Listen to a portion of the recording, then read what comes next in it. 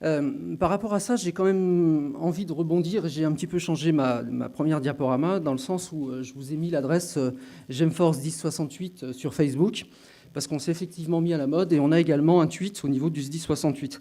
Pourquoi on a fait ça? Alors très clairement, on n'est pas sur le même schéma que la notion d'apport en termes de formation. Là, je parle uniquement de Facebook et de Twitter. Ceci dit, on a mesuré la force et la capacité des réseaux. Et par contre, à l'inverse, nous sommes bien conscients, je pense, beaucoup d'entre vous, de toute la difficulté de la communication au sein de nos organisations relativement hiérarchisées avec tout ce que ça sous-entend. Et à partir de là, on s'est posé un moment au niveau du groupement de la formation une question sur la problématique. Alors, particularité, le SDIS du Haut-Rhin, c'est 7000 pompiers, donc il y a un volume qui est quand même relativement important.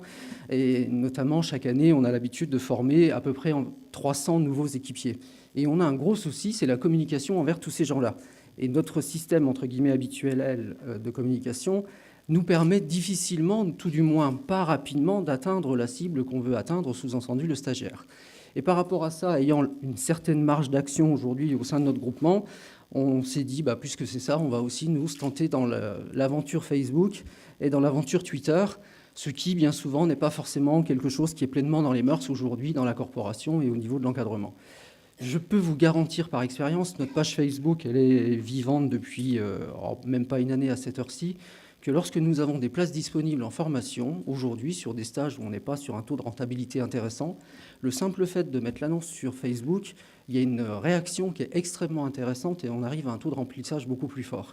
Donc, ce que je voulais en préambule, c'était de vous dire toute la puissance de Facebook et de Twitter. On peut l'utiliser, pas forcément dans la partie pédagogique, mais vraiment dans la notion de la communication, et c'est extrêmement intéressant. Lorsque la proposition a été faite de vous évoquer l'expérience du 1068 sur Moodle, donc Moodle, alors j'ai plus la traduction en tête, mais si vous allez sur Internet, vous pouvez la retrouver, hein, c'est un acronyme anglais. Nous sommes dit la difficulté avec justement nos 7000 sapeurs-pompiers, comment faire pour leur apporter un certain nombre de connaissances, de savoirs, en sachant que la mise à jour des documentations, elle n'est pas facile. Je ne vous parle pas du marché de la documentation sapeurs-pompiers qui est extrêmement cher. Il fallait qu'on trouve une solution pour pouvoir chercher à dynamiser la mise à disposition d'un certain nombre de connaissances. Donc on a fait l'expérience, elle n'est pas toute récente, elle a démarré en 2006, je vais vous réexposer le schéma, et on s'est rendu compte qu'il y avait un certain intérêt. Ceci dit, venir vous parler de ça, premièrement, j'ai aucun intérêt financier, puisque Moodle est gratuit. Deuxièmement, j'ai rien à vous vendre, et surtout, j'ai vraiment pas envie de vous vendre du vent. Parce que cette expérience-là est extrêmement intéressante, extrêmement riche, mais ceci dit, elle est positive, mais avec modération. Utiliser ce genre d'outils extrêmement intéressant, mais il y a des cadres d'utilisation extrêmement précis. Et aujourd'hui, quand je parle de Moodle dans le département du Haut-Rhin, quand on en parle aux stagiaires et quand on en parle aux différents apprenants, la réaction, elle est généralement, comme elle vous est marquée sous les yeux, « Ah non, ne me dites pas qu'on va encore utiliser Moodle ». Il y a d'office un a priori sur l'utilisation de ce genre de technologie. Alors, on n'est pas dans le domaine universitaire comme on l'a vu avant, on n'a pas forcément le même public. Ceci dit, on a remarqué qu'on avait des a priori aussi bien sur les jeunes générations que sur des générations qui sont beaucoup plus installées dans la vie. Et pourtant, je suis pleinement convaincu, aujourd'hui, après 7 ans d'expérience, de tout l'intérêt du système de la FOAD. C'est nécessaire. Le bémol, c'est que ça doit être complémentaire et non pas quelque chose d'essentiel. C'est adapté, mais à partir du moment où c'est cadré et géré, alors cadré pas dans une dimension hiérarchique, mais simplement qu'on doit bien avoir réfléchi à ce qu'on voulait faire et comment on voulait le faire. Et troisièmement, c'est judicieux si on l'utilise de manière adaptée dans des parties particulières du programme pédagogique et que ce n'est pas une sauce FOAD qui vient systématiquement et à chaque fois. Si j'avais un conseil à donner pour des gens qui voudraient se lancer dans la FOAD, je leur inviterais à réfléchir sur 4 axes. Le premier, une réflexion extrêmement difficile, quel savoir à transférer? Et à partir de là, ça revient à une des questions qui a déjà été posée en préambule. Une des réponses, on est bien sur du savoir pur et on est bien sur de la compréhension. Si vous avez déjà réussi à déterminer quels sont les savoirs et quelles sont les compréhensions que vous voulez apporter par la FOAD, vous avez déjà répondu à une question extrêmement intéressante. La deuxième qui fait quoi? On l'a vu, on a vu la puissance de l'université. J'ai été effaré par la première présentation quand on nous dit dans le service, il y a 25 personnes qui sont au niveau de la conception. Aujourd'hui, on sait tous, notamment pour les gens qui sont dans les SDIS, qu'on n'a absolument pas cette puissance. On ne sait pas le faire aujourd'hui. La mutualisation, c'est quelque chose dont on rêve tous régulièrement, mais qu'on a du mal à faire aboutir. À partir de là, il faut pourtant réussir à avoir une équipe derrière ça. Il y a les contraintes informatiques. Nos services informatiques ont plein de contraintes en termes de mise en œuvre, de problèmes de sécurité, de l'accès sur le réseau, ce genre de choses. Donc il y a une négociation extrêmement forte à faire avec le service informatique. Et quelles sont les personnes, non seulement qui vont installer tous ces dispositifs, mais surtout qui vont les faire vivre. La troisième chose, c'est quel est le process pédagogique. Amener des documents, amener du savoir, c'est bien, mais si on n'est pas dans une démarche de progression pédagogique, je pense qu'on peut effectivement se tromper et ne pas atteindre les cibles que l'on recherche. La troisième chose, et là c'est en lien avec l'une des premières réactions qu'on a souvent sur Moodle, mais moi j'ai pas Internet, mais n'oubliez pas, il y a des gens qui n'ont pas Internet. Alors récemment, alors je ne sais pas si c'était un sondage régional, mais il s'avérait que les chiffres étaient que plus de 83%, pour être précis, dans l'environnement dans lequel je suis, donc en Alsace, il nous était signifié que les gens étaient équipés sur le plan informatique et pouvaient tous le faire. J'ai un vœu, j'espère que les 17% qui ne sont pas équipés ne représenteraient pas 100% de nos pompiers. Mais ça, je n'ai pas la réponse. Parfois, quand je les écoute, on pourrait presque le croire. Ou alors, c'est qu'ils n'ont pas forcément envie de se former. Donc, à partir du moment où vous avez réfléchi sur ces 4 axes-là, ça permet déjà de se projeter sur la possibilité ou pas de pouvoir mettre de la FOAD dans nos différents dispositifs. Concrètement, en ce qui concerne notre expérience, et c'est là où je ne veux pas vendre de rêve, si on a démarré en 2006 parce qu'on avait un partenariat avec l'université Haute-Alsace, on échangeait sur pas mal de sujets, c'était extrêmement intéressant. On a découvert cette plateforme-là, donc on l'a mis en place pour nous. On l'a dans un premier temps utilisé uniquement sur des formations que je qualifierais de cadre, les formations de chef de centre. On a travaillé beaucoup avec les infirmiers, on a fait de la prépa concours, on a fait ce genre de choses. Pourquoi ? C'était en lien avec le modèle pédagogique. L'idée étant de réunir des gens, de les mettre d'abord dans un premier temps en présentiel, de parler du programme de la formation, et puis de leur ouvrir un accès à la plateforme qui allait leur permettre de faire un certain nombre sur lequel je vais revenir. Ensuite, en 2009 et 2010, on a continué à le faire. Et puis, comme malheureusement souvent, un essoufflement s'est mis en place. Certaines contraintes techniques, parce qu'on n'a pas toujours les gens qui ont suivi au moment adapté pour pouvoir continuer à faire vivre la plateforme. Et il y a eu un ralentissement. Aujourd'hui, 2012-2013, on est sur une volonté de réanimer, entre guillemets, cette plateforme, notamment en lien avec les réformes qui viennent de nous arriver, mais cette fois-ci en mesurant bien les 4 axes que je vous ai évoqués avant. À cette heure-ci, le bilan était intéressant. C'est quand même qu'on travaille dans 8 grands domaines de formation propres à notre corporation. Les gens du 3SM se sont fortement appropriés la plateforme et ont trouvé un intérêt. Alors évidemment, c'est des gens qui ont déjà un cursus universitaire qui est relativement différent, qui ont souvent eu l'habitude de ce genre de choses. Donc ils ont trouvé un intérêt un peu plus fort. On a une 50aine de cours qui sont en ligne sur notre plateforme, 613 utilisateurs sur nos 6 années d'expérience, donc ce n'est pas énorme, mais ça fait quand même une centaine de personnes qui ont utilisé la plateforme, avec quand même plus de 200 000 connexions qui se sont réalisées au cours de 6 années. Donc il y a un véritable apport, et il y a une véritable utilisation qui a été intéressante. Par rapport à cette utilisation, c'est là où nous avons un axe d'amélioration qui est extrêmement fort.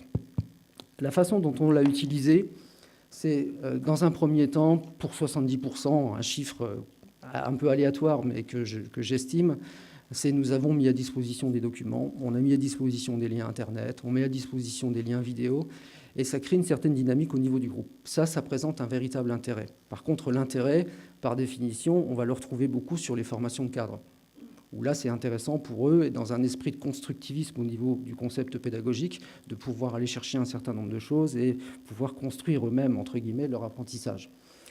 Ensuite, là où la plateforme a été extrêmement intéressante, c'est justement de mettre en place un relais, ou tout du moins un lien permanent entre les différents apprenants et les équipes pédagogiques qui leur ont permis, quelle que soit l'heure du jour et de la nuit, de pouvoir aller sur la plateforme, de poser des questions à travers les forums, de chercher des réponses, d'apporter des éléments aux différents autres acteurs.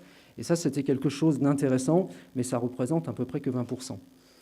Là, aujourd'hui, nous avons pleinement sous-utilisé la plateforme Moodle, c'est que nous n'avons créé qu'environ 10% de séquences interactives.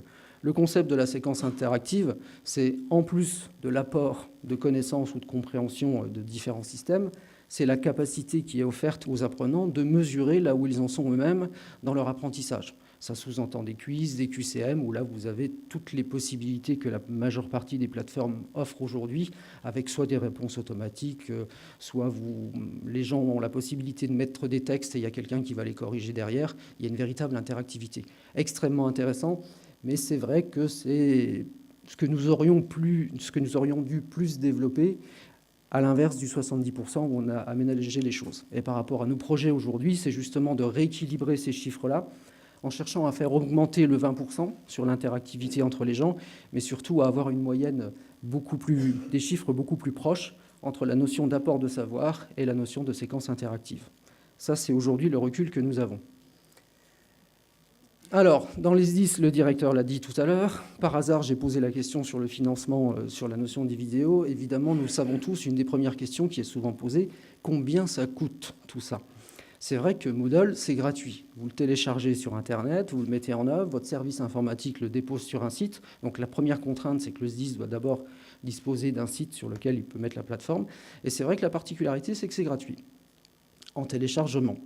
Seulement, la difficulté, c'est tout le temps de conception RH. À partir du moment où vous avez décidé de former des tuteurs qui vont accompagner les différentes personnes sur la plateforme, il faut les former eux. Et derrière, il y a toute la notion de la conception pédagogique, surtout quand vous vous lancez dans la notion de séquence interactive, où là, les différents QCM, le raisonnement et tout, il y a 2 temps de travail. 1, la conception pédagogique en termes de progression, ce que je veux faire, ce que je veux amener, ce que je veux apporter. Et 2, après, il y a tout le travail informatique pur, où il va falloir rentrer les questionnaires, réfléchir sur les questionnaires, la façon dont on les conçoit, chercher les apports, pouvoir les mettre sur les apports. Et là, la difficulté, c'est que lorsque vous rentrez dans ce projet, il est totalement impossible, dans un premier temps, de pouvoir dire « ça va me coûter tant d'heures ». Nous, on est pleinement en incapacité de le mesurer. Ceci dit, sur les 6 ans d'expérience, en plus, la majeure partie de nos tuteurs étant des officiers professionnels qui se sont pleinement mis à vouloir jouer le jeu avec ça et qui étaient très intéressés. Ils ont fait ça sur leur temps libre le soir. Certains ont pu l'alimenter sur la journée. Ça n'a pas été chiffré, ça n'a pas été mesuré. Ce ne sont pas des gens qui ont fait ça sur un temps horaire précis, calculé. Je fais une estimation qui serait de l'ordre de 500 à 600 heures, une centaine d'heures par an, mais ce chiffre-là, je le sors de mon chapeau avec des incertitudes totales. Si demain, il faut être beaucoup plus stable et beaucoup plus réfléchi sur l'approche, il est évident que ça sous-entend que ces heures-là, il faut peut-être les monétiser, les budgétiser potentiellement au début. Donc c'est une contrainte, c'est si elle est gratuite dans un premier temps, la deuxième contrainte, c'est que toute l'ingénierie pédagogique derrière, elle est masquée financièrement, difficile à estimer, et en plus, elle peut être relativement complexe, d'autant plus que vous avez besoin d'un certain nombre de compétences pour pouvoir les faire derrière. La compétence de celui qui va réfléchir sur la démarche pédagogique et la compétence de celui qui va devoir la traduire sur le produit informatique en lui-même. Après, chose qui plaît énormément à notre encadrement, c'est temps de présentiel. Évidemment, il y en a beaucoup moins. Par rapport à ça, pourquoi ? Les gens se connectent le soir, les gens se connectent la nuit, ce n'est pas des heures de cours, donc on gagne énormément de temps. On pourrait gagner énormément de temps en présentiel. Je mets bien ça au conditionnel parce qu'évidemment, les gens n'ont qu'une envie, c'est de se retrouver régulièrement et d'aborder les différents thèmes. Donc, potentiellement, on gagne du temps en présentiel. Ceci dit, l'idée, ce n'est pas forcément d'en gagner du temps, mais c'est d'utiliser le présentiel, cette fois-ci de manière plus adaptée, pour pouvoir aller plus loin en termes de reformulation et de mesure de la bonne compréhension des différents échanges.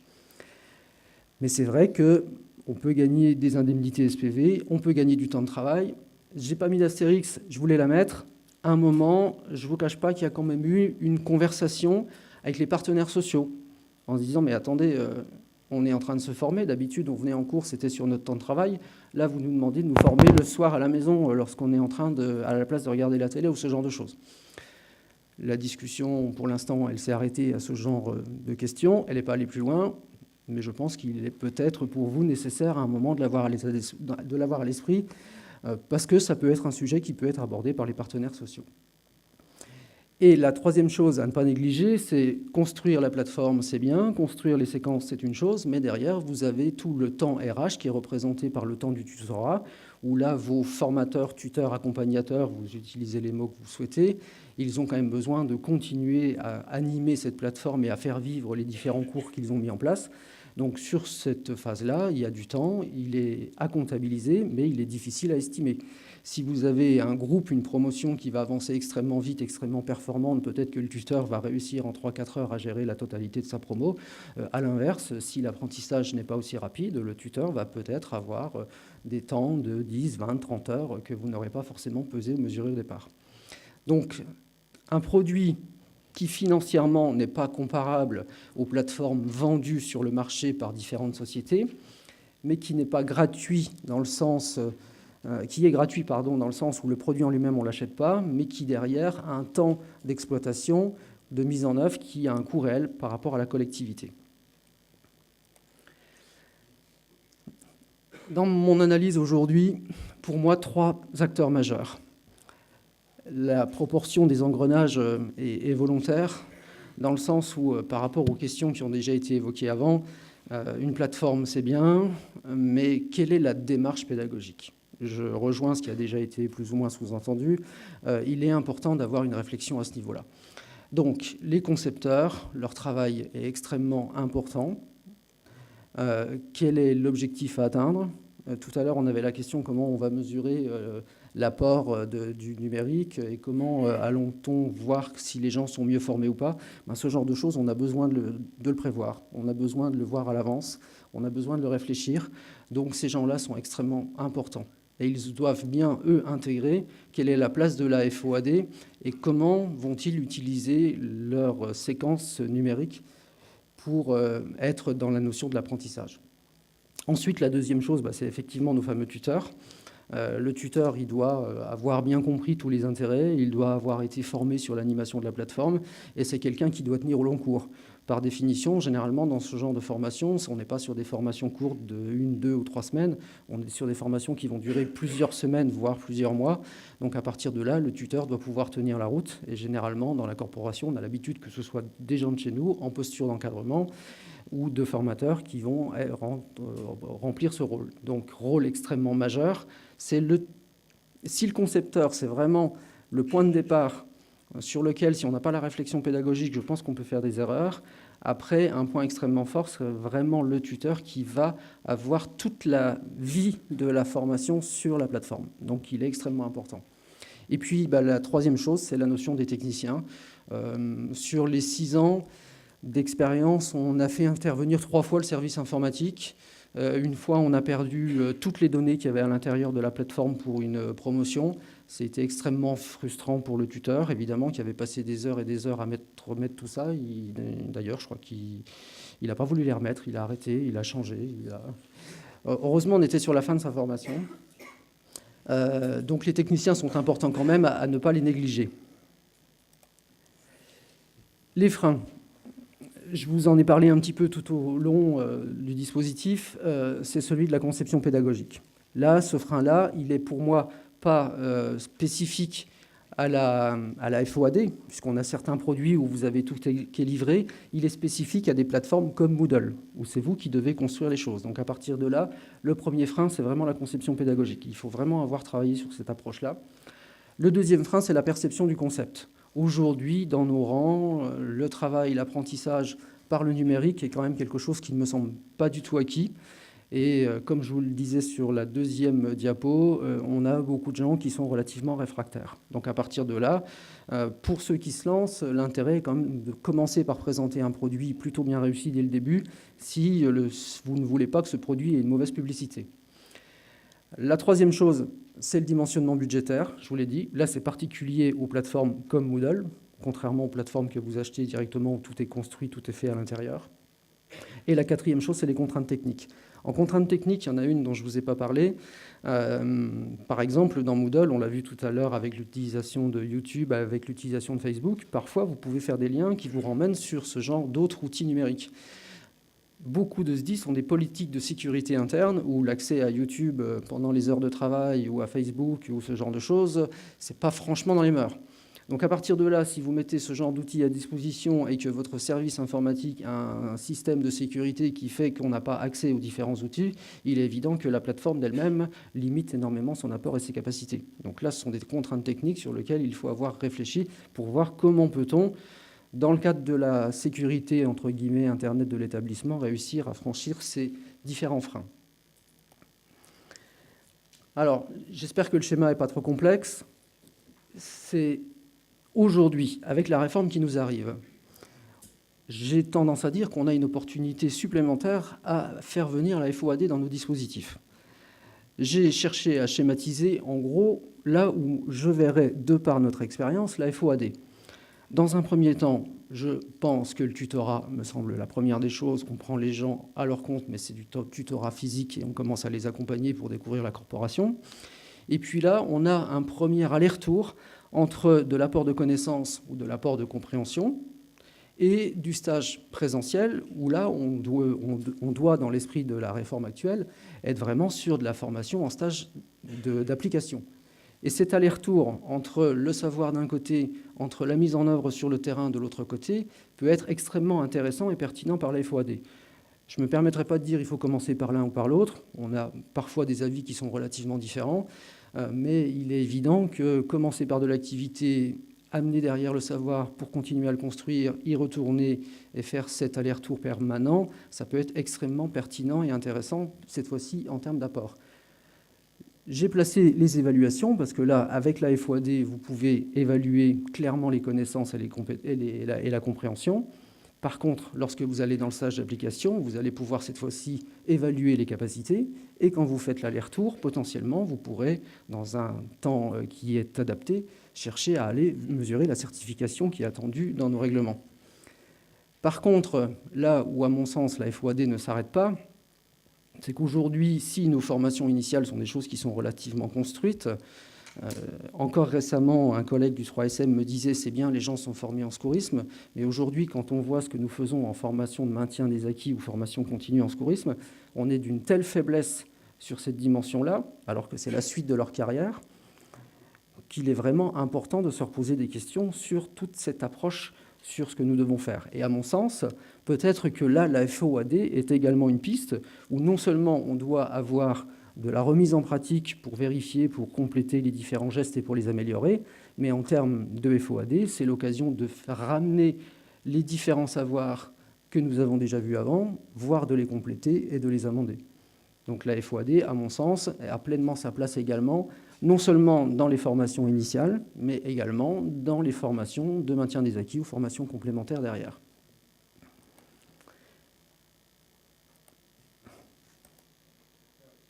Pour conclure, je sais que le timing est pressé. Première chose, c'est vraiment réussir à déterminer les savoirs et les compréhensions à modéliser. Le mot était trop facile. Vraiment travailler sur le renforcement de la conception pédagogique, avoir vraiment une analyse et une réflexion sur cette approche-là, rééquilibrer le mode d'exploitation, nous, par rapport à notre expérience, c'est là où on veut aller.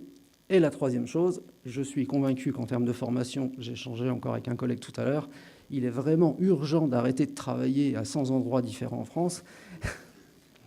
Merci. Et nécessaire de mutualiser, surtout sur ce genre d'outils, où je pense que les savoirs que nous pouvons amener à l'intérieur sont des savoirs qui sont identiques pour nous partout sur le territoire. Donc à partir de là, tout ce qu'on doit faire, c'est quelque chose de commun. Donc, par hasard, j'ai laissé mon mail. Si le message n'avait pas été compris, le SDIS 68 est prêt, entre guillemets, à réanimer et réactiver sa plateforme Moodle qui, aujourd'hui, est un petit peu trop en sommeil, surtout à l'occasion de la réforme qui nous arrive, et à partir de là, en totale ouverture pour réfléchir avec qui que ce soit en France pour pouvoir travailler ensemble. Je vous remercie.